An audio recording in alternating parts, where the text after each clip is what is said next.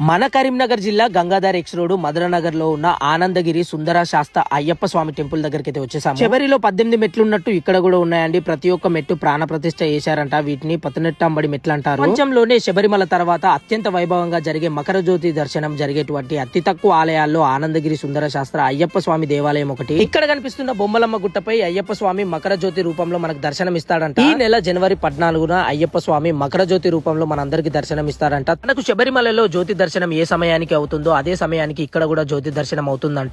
ఈ ఆలయంలో గణపతి స్వామి, సుబ్రహ్మణ్య స్వామి, మాలిక పురోత్తమ అమ్మవారు, జోడు నాగుల ప్రతిష్ట, మహాశివుడు, లక్ష్మీ సమేత విష్ణుమూర్తి, వీర బ్రహ్మేంద్ర స్వామి, దత్తాత్రేయ స్వామి, అభయాంజనేయ స్వామి కూడా మనకైతే ఇక్కడ కొలువై ఉన్నారు. ఇక్కడ ప్రతి నెల గణపతి దగ్గర సంకష్టి మరియు సుబ్రహ్మణ్య స్వామి దగ్గర షష్ఠి జరుగుతుందంట. అలాగే ప్రతి సోమవారం మరియు బుధవారం రోజు శివుడికి అభిషేకాలతో పాటు స్వామివారికి నెయ్యితో అభిషేకం జరుగుతుందంట. అలాగే మాల సమయంలో ప్రతి రోజు అన్నదాన కార్యక్రమాలు కూడా జరుగుతూ ఉంటాయంట. ఇక్కడ అయ్యప్ప స్వామి చాలా పవర్ఫుల్ దేవుడు.